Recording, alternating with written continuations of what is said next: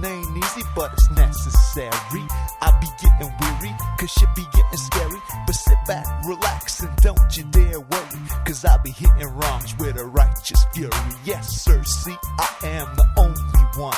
My name is Josh Dunn, gonna have some fun telling the truth y'all can't handle. I might raise a scandal as I dismantle the fake, make them quake and make them shake. I make you bend, but never will I make you break.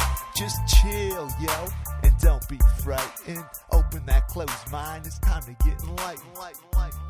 Welcome once again, folks, to Gimpin Aint Eazy, episode 7. Gimpin Aint Eazy, cause it ain't. We're back here for you this week. This week, we're brought to you once again, and as always, by Cafe Sempoal, where it's been too hot for anyone to get mad. I started getting riled up at the Diderot book, but just fell asleep. This week's feature VHS is Dirty Dancing. Come pick it up and find out why your mom almost left your dad for Patrick Swayze in 1989. And why your dad did leave your mom for Patrick Swayze in 1989. Two dads are better than one, especially when one dad is Patrick Swayze. We're also brought to you, once again and as always this week, by Charlie's Club, where most shots are $2.75 on Tuesdays, and where some hipster hoople tried to tell me that most of rap being bad today was no different than how it's always been. Well, this week we're brought to you by that hoople's MDMA brain that clearly doesn't remember anything before 1999. We're also brought to you this week by M&M's brand candy, where in this heat and my disappeared saliva, they melt in your hand, not in your mouth.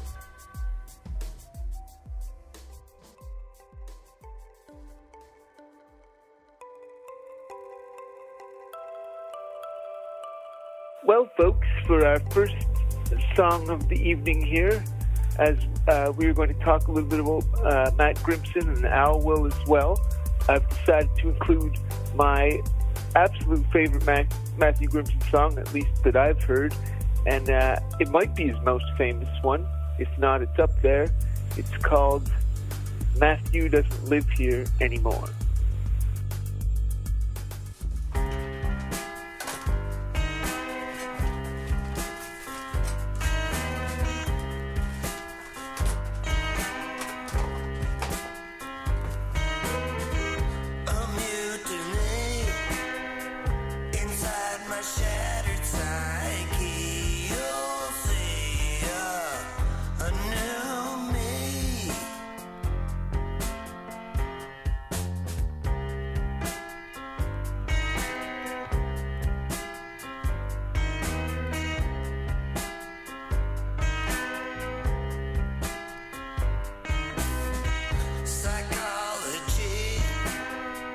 One big lobotomy to me.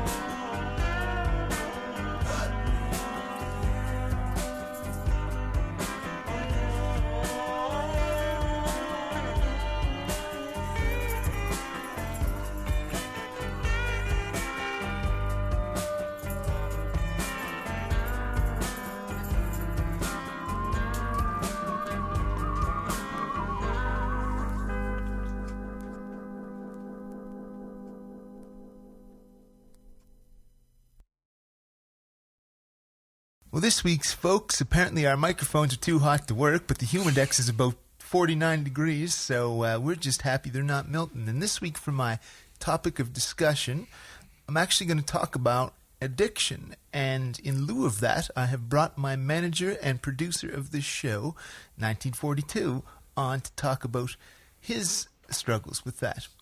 Now, as I recall, you're now just past your first year off of alcohol. What has that meant to you? Well, on a physical level, I lost a ton of weight, and I've replaced a lot of the time that I'd spend drinking with exercising.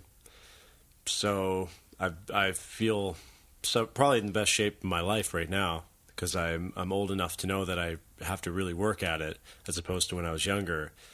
I could just be in shape no matter what. So that part it means that to me. That's probably the biggest part, and also having mental clarity. So, in one sense, though, you've replaced the alcohol addiction with the exercise addiction. Yeah, I'll take that. I'd take it too. So yeah, you're feeling better. You're spending less money. You've come to realize that your abs aren't going to be naturally the way they are that they were at 17 than they are at 35. So you've got to work at them now. And yeah, so what in the first place do you feel like you just went too far down the rabbit hole of poor health? I feel like I was, in terms of an Alice in Wonderland, where she starts falling down that rabbit hole. I sort of started drifting down there, but luckily for me, I managed to stop myself from hitting the bottom and then going farther, as Alice does in Alice in Wonderland. So I was very fortunate that I hit a certain bottom for me personally, but I'm glad I sort of caught myself when I did. Folks, he hit a trampoline bottom so he could bounce back up and not rock bottom, apparently. He stopped before it was too late, is a little bit what he's saying. And but from what I understand, you were totally straight edge as a kid, right? So what kind of corrupted you? Was it the music business? Yes. I think it just became a slippery slope after a while. The thing is, when you're touring, there's a lot of downtime and a lot of people smoke. So you just have coffees and you smoke cigarettes. And then, the alcohol's free every night. So, as I started touring really hard, then it really sunk in that I was drinking too much. But it kind of built up from there. I think, I don't know, I remember having a beer one day when I was 22. I think I didn't drink till I was 22 years old. I didn't really do anything. And then I smoked a joint a few times and then started drinking. But I could drink very heavily and get away with it because I was, young and in shape. That high metabolism, and that was for those fans of Gimpin who may not know, when he's referring to touring, 1942 was at one point the drummer for Classified, and then I guess Classified decided he didn't want a drummer anymore.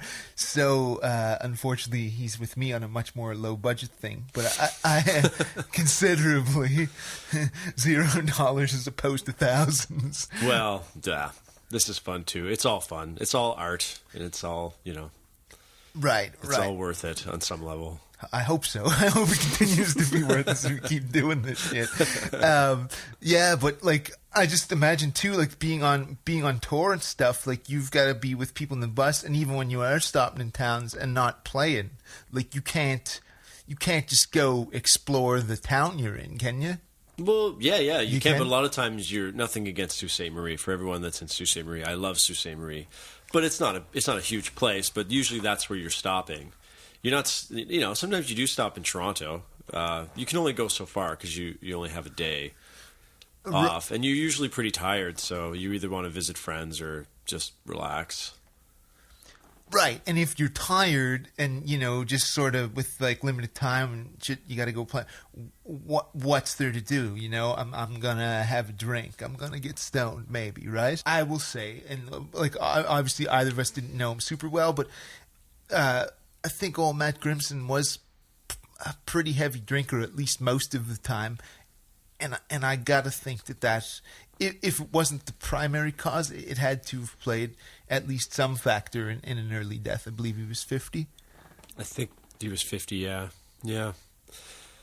I went to his memorial last night, and it was amazing. Like, it was Erin Costello and her partner Clive McNutt, and Joel Plaskett was playing drums, playing guitar, and the bass player from Sloan, I can't think of his name. That's horrible. I should know that. I believe it's Chris something. Right. I'm sorry, Sloan. I should know his name. Sorry, Sloan, that we're not as big fans of you as we should be, but yeah. Hey. I'm huge fans of bands, and I don't know the band members' names, so it's nothing personal to them. But, yeah, so even if I were a fan, no. Yeah, but no, his and I've gone back and listened to his music. I remember he opened for us when we were down at the Blue Moon downstairs, and he opened for the Caravan, and it's such a weird juxtaposition because we're like a live hip hop group, and Matt had just had his keyboard. And I watched his whole set from the back, and I was facing him, and the whole time I'm like, what is this? Like, what is this? Is this like totally brilliant, or is it absolutely bonkers? You know, is like what I couldn't. But normally I wouldn't be engaged. A lot from column A and a little from column B, perhaps. Man, I was shocked afterwards, and and then I've met him a few times, and I remember the day that he remembered me, like, because he'd always say hi to me in passing, and he was very nice, but it would be at parties and things like that. And then I remember being at Café Saint Paul one day, and he's like, Mark. I was like, oh, Matt, hey, what's going on? I've never been more happy in some ways for someone to remember me. He just had that aura about him. You know, I really wanted him to sort of recognize me as a person and get into his universe that he was in, because it seemed so rich. Yeah, I'd taken some time, and he was a really great songwriter. You know, I saw him live a couple of times, not too often, but you know, since his passing, I took some time to listen to some songs, and previously I'd already been familiar with Matthew Doesn't Live Here Anymore, and unfortunately that's not on YouTube, so somebody should try to get that up there if that's possible. But that's my favorite. But like, I wanted to say that I think the excess drinking probably unfortunately did play a factor, so that that makes me think about myself. Sure, I don't know. I mean, if it was, then it certainly makes me. I mean, it's like it makes me realize I made the right decision to sort of take a break from it when I did. And my condolences to Matt's friends and his family. I'm dealing with a lot of death in my life too, so it's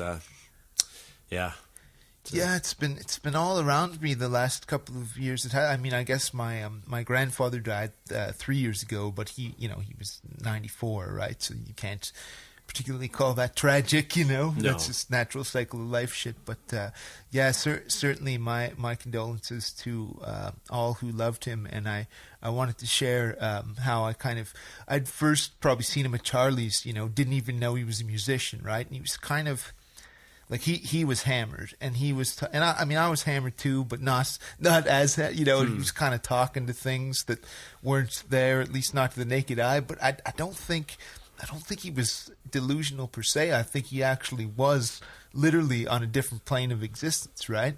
But then, and then I was like, I just don't know if I can handle this cat, because it's just, he's not making sense to me, and it's like too dark. But then I saw him when he wasn't drinking, and I was like, Jesus, what a sweet guy. And he actually he came to my couple of my shows, and in particular, I remember one of the Grant shows, and I started losing it during one of my poems, crying in that, just caught up in the moment. And he was like one of the first people to say, we're here with you. And he was just trying to help me, man, and that, I think that really spoke to the kind of fella he was, and never got real close to him, but I just felt like he was just a sweet guy that was coming with a whole lot of heart and soul, and whatever happened to him, that the things got bad for him. I almost feel like it's more like the bad things in life really take their toll on a good and sensitive person. Yeah, they certainly can.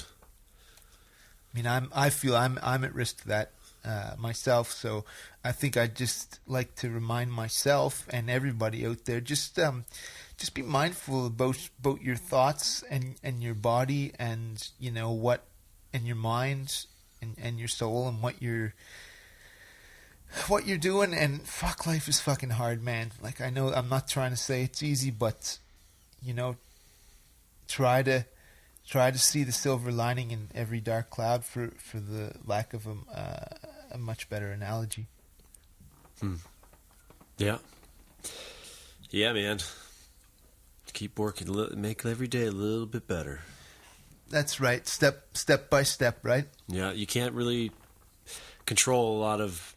That was one of the things that I thought about. It was like, what can I control in my life? I can't control people in my life passing away. My mom passed away. I can't control that. I can't control not drumming for Classified anymore. I can't control it. What can I control? I can control whether I drink alcohol or not. I can control whether or not I want to spend all this money on cigarettes and go out every other night and get hammered and then eat donairs and then sit on my couch all day, and not do anything, and then put on like 60 extra pounds of just like pure beer gut. Yeah. But then I can choose not. I can control all that stuff. Right. So I focused on that. That belly is under my control. Man, it was under control of me. It had its own moon system orbiting around it. He killed the belly. I started a couple of years. I didn't get a big one, but just a bit. I started a couple of years ago. Started doing crunches, and I do have abs like when I was 17 again. Mm-hmm. But I think that's pretty much all I wanted to say around this. Unless you had anything else to add. No. I have. I don't know anything. And I know even less than that, folks. But I think our takeaway from this is, step by step, one day at a time. And remember, man, like, you're somebody. You're fucking worth it. Well, folks, for Al Tuck's song, we would have wanted to guess his This Earth is Flat song, but unfortunately that wasn't available to us. And since we were practically face down in our drinks, we're going to play Al Tuck's Face Down on the Page. And just in case you listeners are wondering out there, we got both these songs from record recordings, so they'd sound extra good for you. Everything sounds better on vinyl.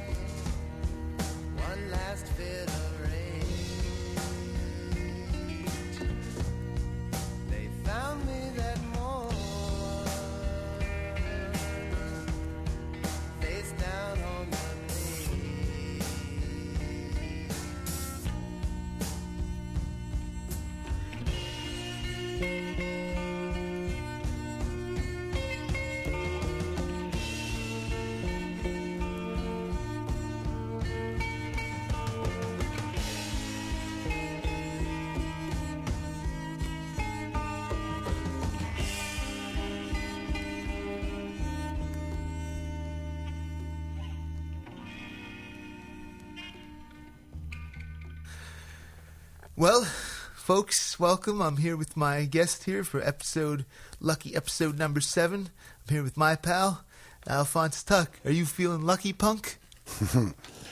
I'll get in there. Getting there? That's better than giving up all hope altogether.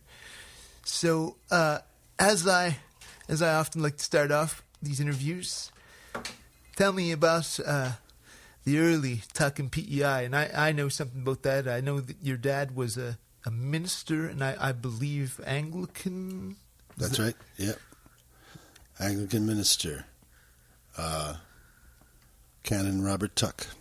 He was well known also as a historian, author, and cartoonist. That's right. I was going to get into that. But what was that like growing up with the minister in household? I don't know. I never grew up without a minister, so I wouldn't know what to compare it to. Nothing to compare it to. It was just childhood. It had its pros and cons. Yeah, people would come at you with a bit of a stigma or whatever, preacher's kid, whatever, apologize for swearing. And oh, geez. so it made you want to sort of just get with it and seem, not too uptight. Right? Yeah. Yeah, pious in a way that's no fun. I say fuck that. Do you think him being a cartoonist influenced your own creativity at all? Well, he did let me fill in as a cartoonist a couple times when he was away. But I don't know. I drew a lot. It's a different thing. I drew before I started smoking. And since then, I've only drawn during the 3 weeks I quit smoking. I went back to it because it would relax my mind the way I used to before I started smoking and playing music. That's a funny thing. We were talking about addictions earlier, and 1942 has changed his from drinking to exercise, but smoking instead of drawing. And I find that, because I'd expect that would hurt someone's singing voice perhaps, but it's almost like it hurt your drawing fingers somehow. Yeah, it's almost like it did, yeah. If I'm not mistaken, during your early days, it was maybe a little bit of a secret. Did you sing in a boys' choir? Oh, yeah. Why does that always come up, Yeah. And it was okay until they got me to sing the national anthem before a hockey game, Junior A championship. And then the cat was out of the bag, the jig was up. My friends at school knew, that I did this. I sang the national anthem, So, fortunately, we left town the next year, and I could start fresh down at Georgetown with no singing. The ostracization was short-lived. It's a shame being picked on for being such a patriot. Yeah, well, one of the Summerside players, when he was leaving, saw me there. He's carrying his bag out the front door, and he said, "Buddy, you can sing your song at any one of our games." Summerside beat Charlottetown, right? There you go. The Crystals took it, and he thought it was my song. Right. Oh, I'm glad it isn't. You thought the national anthem was your song? Well, or you were singing? He called it my song, right? Oh, yeah. Sing your song at any of our games, he said. So that made me feel all right. Do you think that, just singing a choir, influenced you singing later, the stuff you're doing nowadays? Or? Oh, it had to have, yeah. Or, you learn to sing in pitch somewhat, and we did more reading. I never really became a reader or continued with that after, but, it was musical training. And also gave me a taste for an audience. We'd go on tour through Maine and once to Bermuda. And played to a full house at the Cone, Rebecca Cohen here in Halifax. When I was, I'm not sure how old. I'd just been promoted to soloist, so they got me to sing Morning Has Broken, the Cat Stevens hit. Wow. So I sang solo to full house at the Cone once. And then it happened again once. many years later. Yeah, 2001 or something. Yeah, something like that. Yeah. And that's it. Oh, no, there was another time once, too. 3 times. Hat Trick at the Cohen. Be the next live album at the Cohen or something like that. Was there... And I know you played some baseball, too. How serious did that get? Was that almost a chance of having a career? No, I never had a chance. It was going all right in Summerside. I remember hitting a triple in the final game in the organized ball down at Summerside before we moved to Charlottetown. And then in Charlottetown, there was right clicky. And I sat in the dugout the whole game. I don't think they gave me one at bat. And he's because I just arrived from Summerside, right? They don't know what to do about that. So I never really had a chance, and I wasn't going to hang around too long. Quit that, and then played pickup ball. And then the same thing in Georgetown. There weren't enough guys my age to field an organized team. I was either always too old or too young. And they let me umpire once at an organized game. But we played every day baseball, yeah. Right, and but I could see that being a shame. You finally get shipped away a little bit where you can play, and they're just benching you the whole time, So I think I could see music being more appealing because even if it ain't successful, at least if you're the lead singer of your own band, you can't really be benched then, right? No, I guess not. Yeah.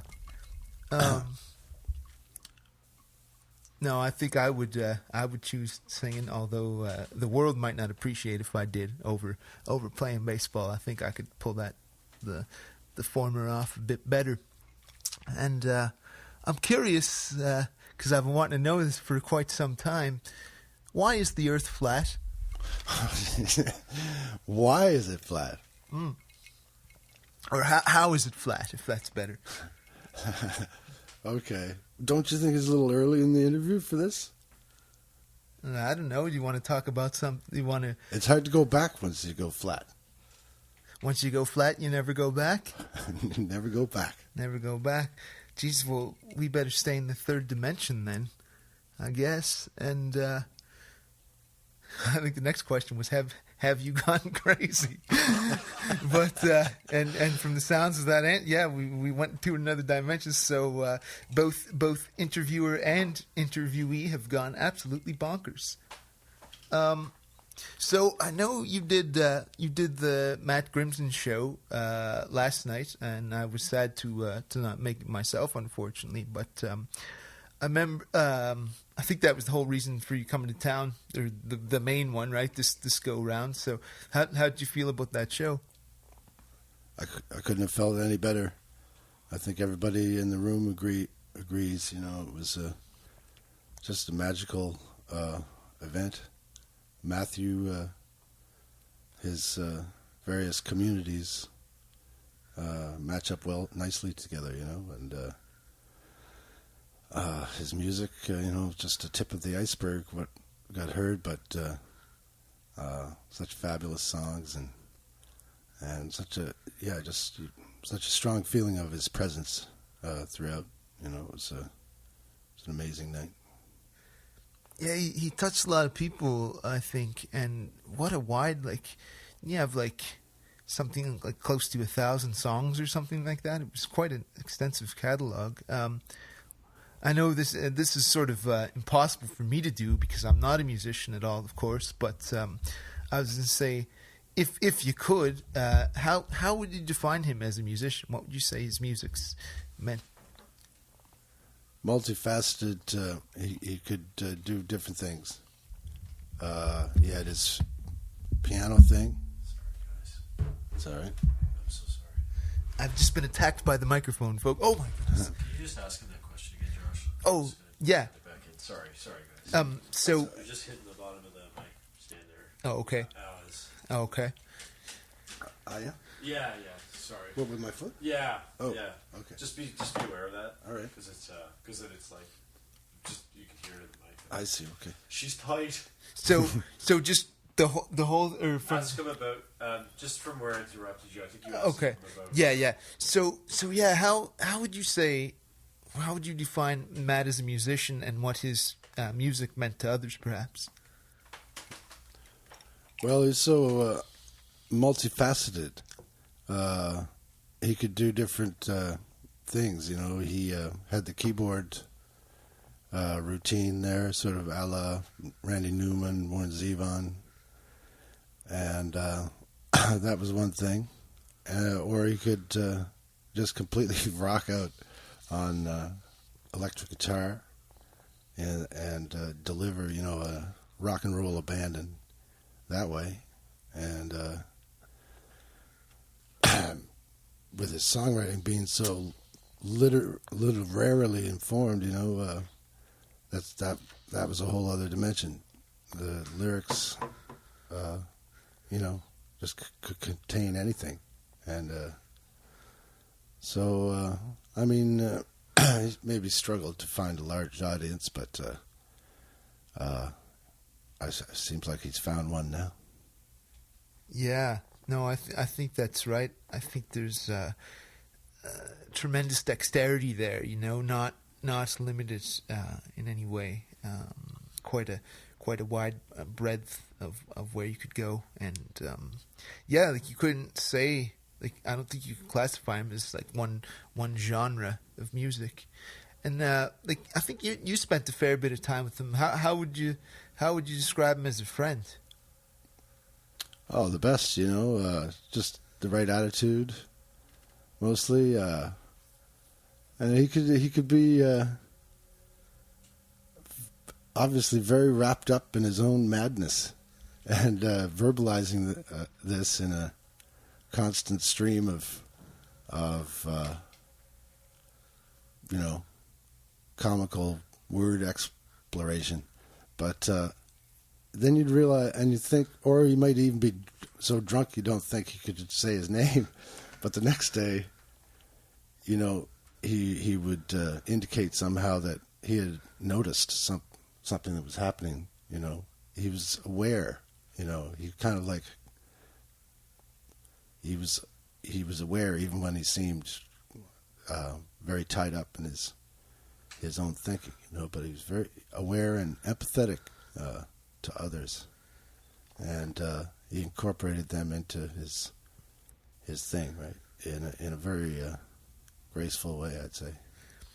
Yeah, I'd have to agree. Like, I think I first encountered Matt, didn't even know he was a musician at Charlie's, and he was just sort of it seemed like, you know, he was in another dimension or something almost, talking to, I guess I would say, demons. It sounds pretty crazy, but and I kind of, geez, I just don't know about this cat, right? Didn't know anything about him or whatever like that. But then I saw him when he was sober, and it was just like, oh wow, what a nice guy. And then he like actually came to a couple of my shows, and like I was doing a rather heartfelt poem and started to lose my emotions crying, and he was the first guy to say, you know, we're all here supporting you and all that stuff. And I think he was, you know, probably generous to a fault, and I think that's kind of like the way I'd sum it is how I see him, like kind of a good person gets sort of ruined by the world. You know, the pain is just too much. Like,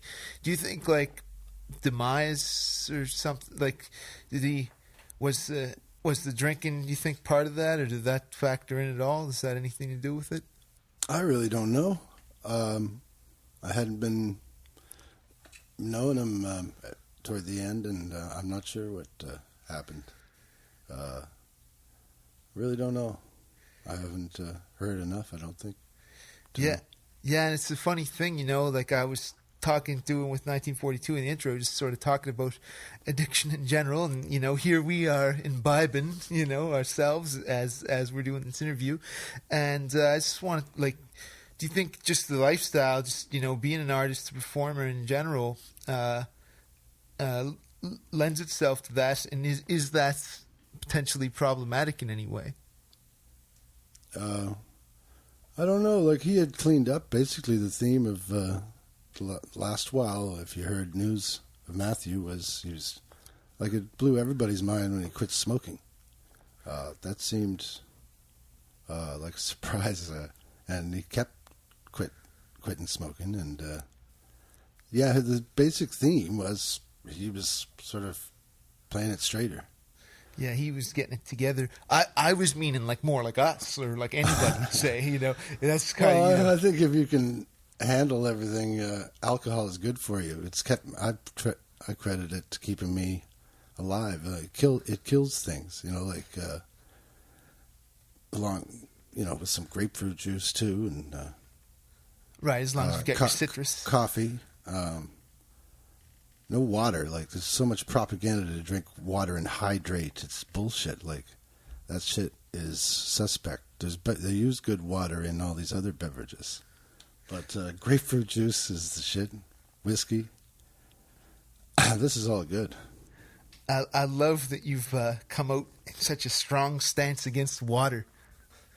That's entertains me in a lot of ways because I drink a lot of water. Maybe is water the reason why I'm sad most of the time? I prescribe less water, and we'll see how it goes.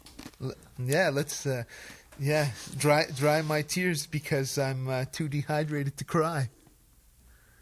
I like it. Grapefruit juice too. I'll remember that one. It contradicts a lot of people's prescriptions, though. Yeah, that's right. It interacts with a lot of pills, doesn't it? So they don't want it. You can't find it anyway in any truck stop or convenience store. It's only sold in the grocery stores. It's the best thing for almost everybody, I would think, would be just packing the most health. Who do you think's behind the lack of grapefruit juice availability? Is there any? Who's behind it? Yeah, is anybody pulling those strings there to keep the grapefruit juice from the people? It would be fascinating to know how they did that. Yeah, that's right. Whoever it might be, I can't pretend to say, but first the electric car and now grapefruit juice. The powers that be are keeping those things from us, I guess. So, with that in mind, do you think you may have gone potentially too far down the conspiracy rabbit hole, or is this the fact that folks just aren't aware of the truth or truths? Well, I may have gone too far, but it's kind of like, yeah, the mother of all these, but really, it's not in the realm of theory.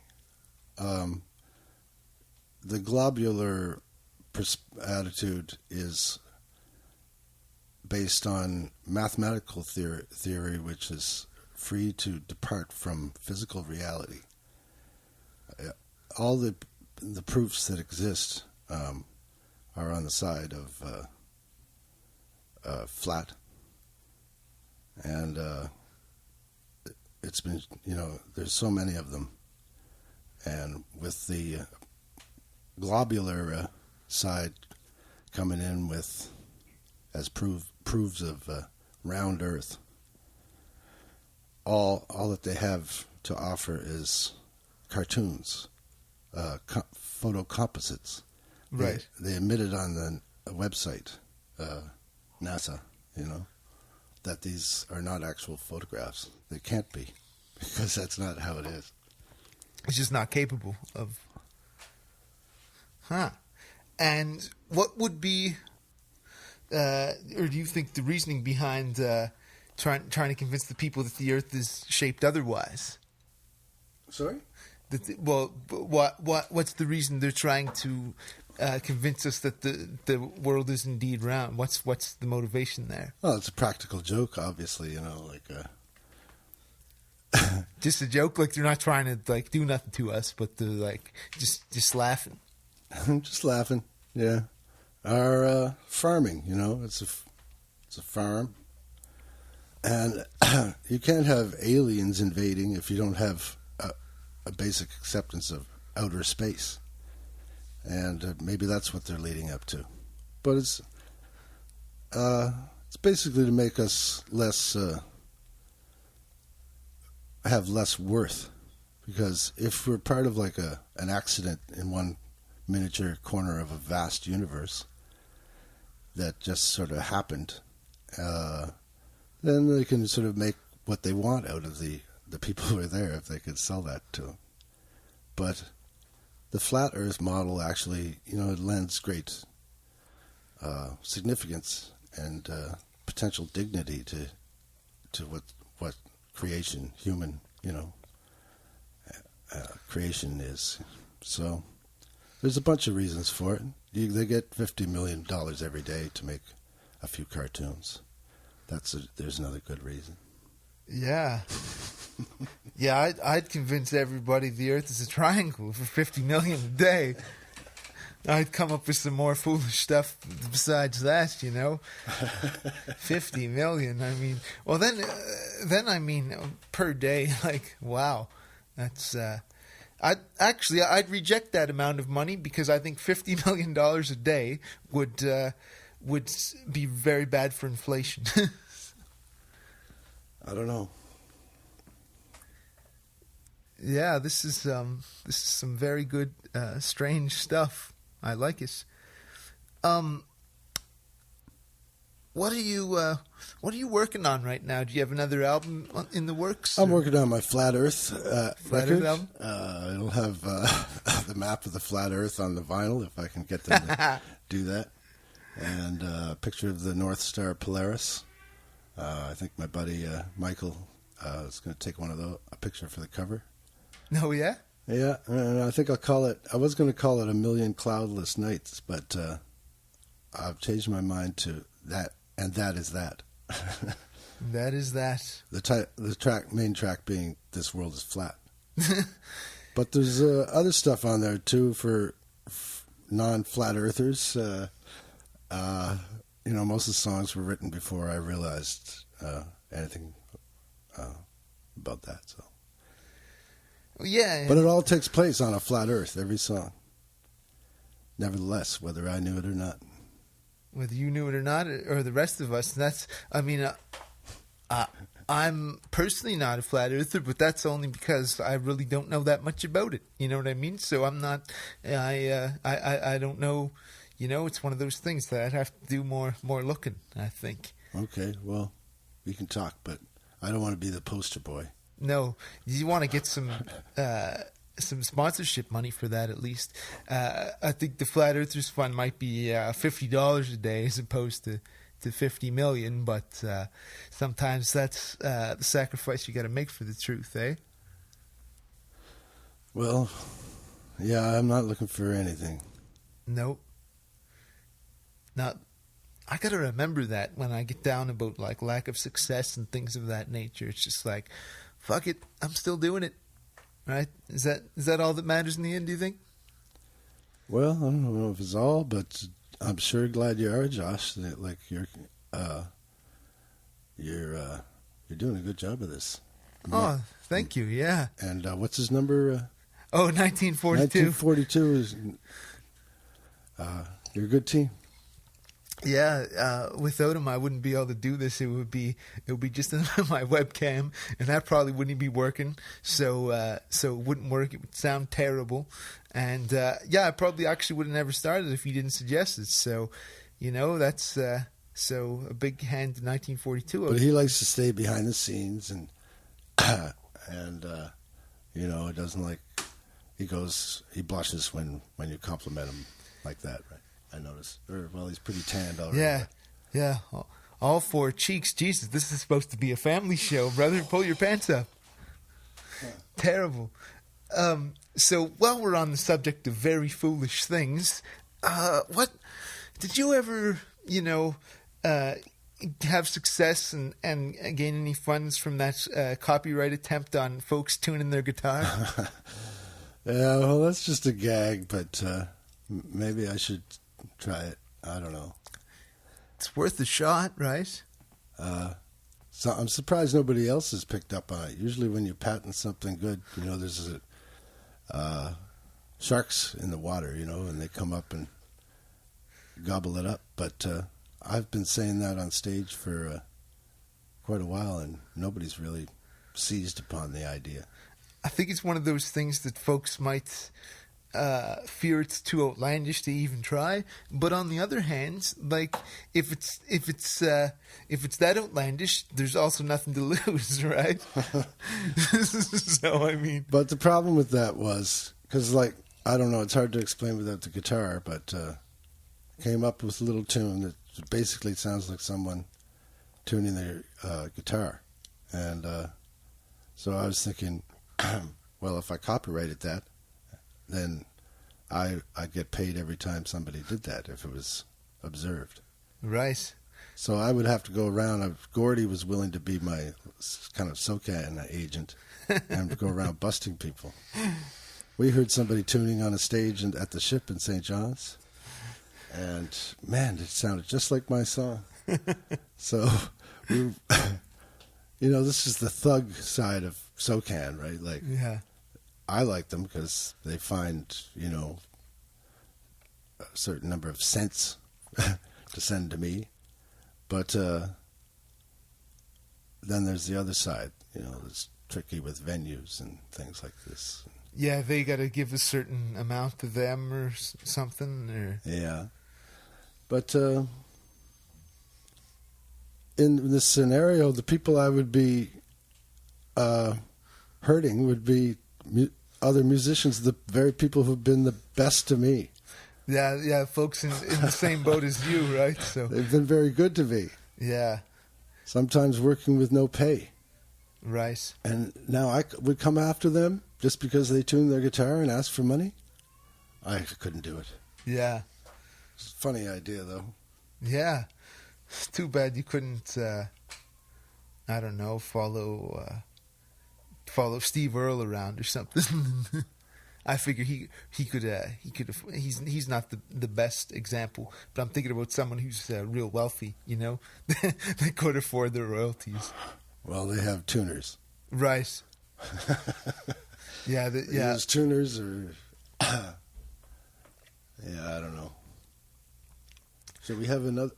how's your glass looking there, Joel? Joel.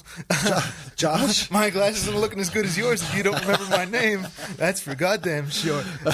We do need another, but I'm going to finish. This is my third podcast today, Josh. Yeah. What a horrible work rate we've got here. How drunk are we getting for the people? This is very professional. I love this. So I'm going to ask some serious questions now just to finish off. Is there a thesis or point, or even points, I guess, something you're trying to accomplish with your music in general? Is there a goal? Yes. Okay. Counter conditioning. Like anti-propaganda. Counter unconditioning. Unwash the brains. Repeated efforts to reverse the listener's thinking. Certainly not a snowball's chance in hell of overriding a lifetime of repeated incantations. Not a chance. But I'm just do what I can. Right. It's kind of like you got to do it anyway and just pull a Sisyphus, right? Sisyphus, and keep pulling that boulder up, and you get there, but you're starting from the bottom again the next morning. Yeah, fifth. Jeez, we're really getting gone here, I think, folks. Far from it, I can't even get another. Can't even get another. Yeah. Hey, somebody out there, help! I'm making, folks, keep listening. I'm making him wait about 4 minutes for a drink here. With all of this in mind, how would you like to be remembered? Remembered? Or do you care? Oh, of course we'd like to be remembered. How though? How would you like to be remembered? Any old way. And it doesn't matter. Just you like the fact they remember you. Period is good enough. I'd like to be remembered.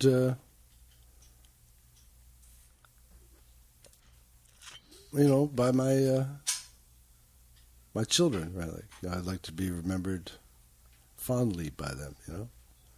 I'd like to be remembered for my. Thank you.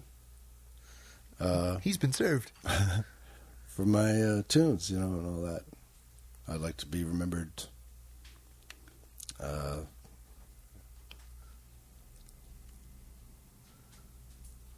We can edit these big holes, maybe. Usually, I don't want the holes cut out, but this time maybe. Like to be remembered for the things you can't remember. That was kind of like the answer I failed to find there.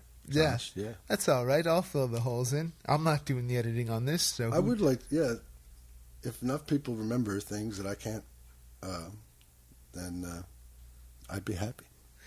And just because you brought it up, because I forgot to, how are Isabel and Ivan doing? They're doing great. And you're getting along cool with them and everything? And oh, yeah. Yeah.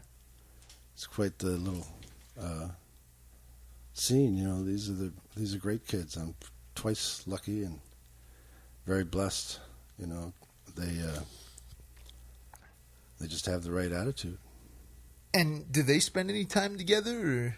Occasionally, yeah, and that's the sweetest. Yeah, because I'd imagine there's, about 10 years between them or something? Mm-hmm. So Isabel's great with Ivan, She can pick him up. She's big, right? And he's big for his age, yeah, too. But, yeah. But, just a lot of blue eyes going around, and it's they're fun. They're both fun. Blue eyes and wide smiles. Yep. Sounds like quite the life. And speaking of life, just like I ask everybody, what do you think the meaning of life is? Oh, the meaning. Well, I don't know about the meaning, but the key might be timing, good timing. Good timing is everything. Well, is there any, and I want to thank you very much for doing this. Is there anything at all you'd like to add? 4 plus 3 is 7. And this is episode number 7. There we go. He's on point with the episode, folks. He's been Al Tuck. I've been Josh Dunn. Thanks to 1942 for tuning in. Hopefully we'll keep going after this. Gimpin Aint Eazy, episode 7. Folks, remember, you are the greatest of all time. Look yourselves in the mirror. Give yourselves that Ric Flair. Woo! Because you are the greatest of all time. I know I am. Thanks for listening. That was pretty wild.